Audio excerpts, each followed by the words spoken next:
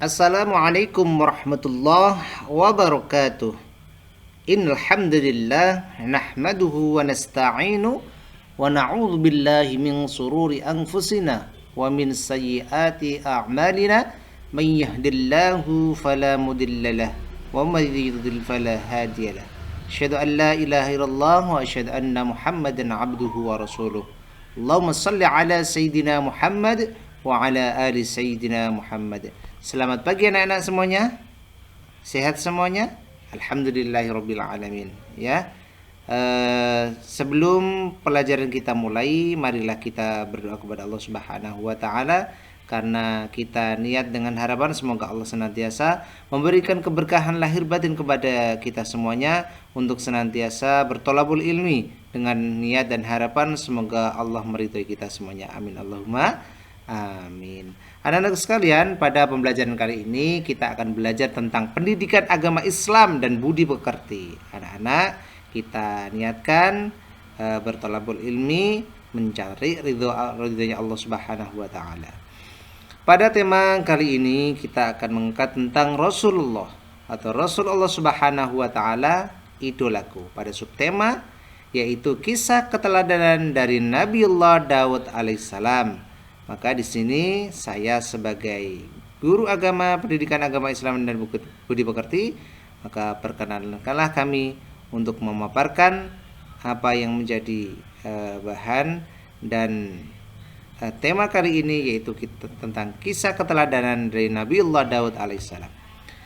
Pada KD 3.12 memahami kisah keteladanan dari Nabiullah Daud alaihissalam dengan tujuan pembelajaran melalui kegiatan pembelajaran dengan pendekatan saintifik menggunakan model pembelajaran problem based learning. Melalui diskusi, peserta didik diharapkan mampu untuk menjelaskan kisah dari Nabiullah Daud alaihissalam.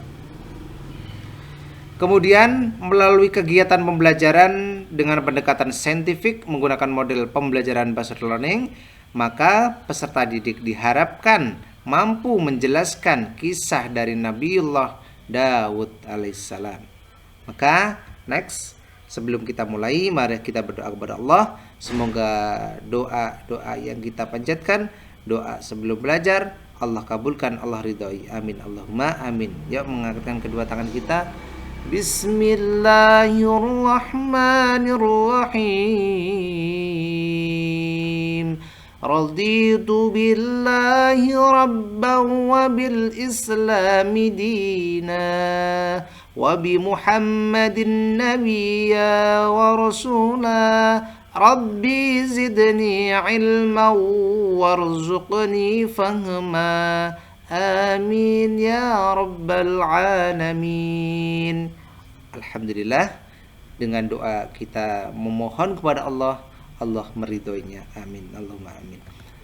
Maka sebelum kita mulai pembelajaran, marilah kita berdoa kepada Allah untuk literasi benar membaca surat Al-Fatihah.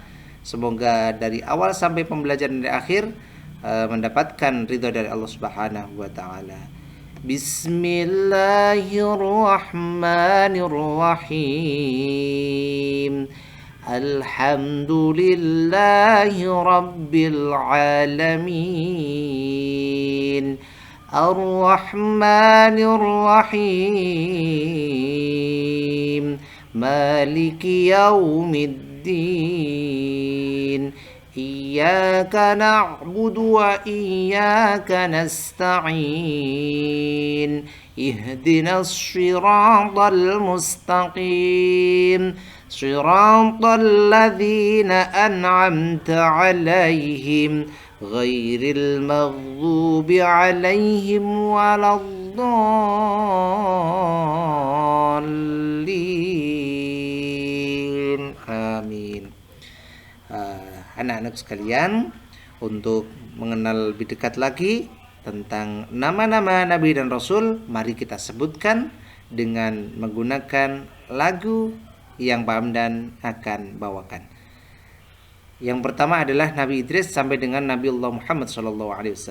Yang pertama, yuk kita sama-sama. 1, 2, 3. Adam, Idris, Nuh dan Hud, Saleh, Ibrahim, Lut, Ismail, Ishak, Yakub, Yusuf dan Ayub.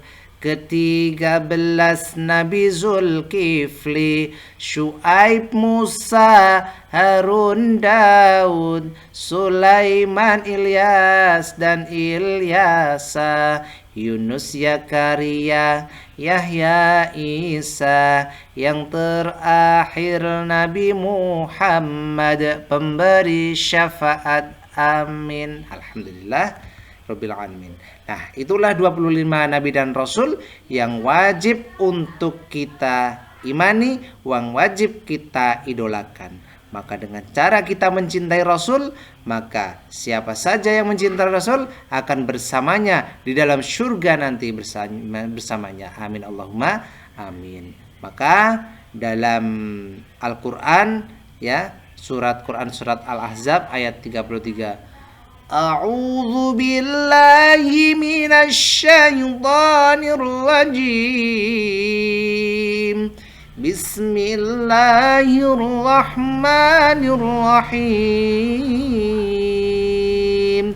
Laqad kana lakum fi rasulillahi uswatun hasanatun liman kana yarjullaha wal yawmal akhir wa dzakarallaha katsira. Maka sungguh telah ada pada diri Rasulullah itu adalah suri teladan yang baik bagimu, bagi siapa yang mengharapkan rahmat Allah Subhanahu wa taala dan kedatangan hari kiamat, dan yang banyak mengingat kepada Allah Subhanahu wa taala. Maka pada pembelajaran kali ini kita akan membaca atau mempelajari tentang kisah keteladanan dari Nabiullah Daud alaihissalam. Nah, pada pembelajaran kali ini ya, siapa sih Nabi Daud itu? Maka Nabi Daud adalah seorang nabi dari kaum Bani Israel, yaitu dari Sibit Yahuda. Ia merupakan keturunan dari ke-13 dari Nabiullah Ibrahim alaihissalam. Jadi Nabiullah Daud alaihissalam itu hidup pada masa Raja Talut yang beriman dan Raja Jalut yang kafir. Ya.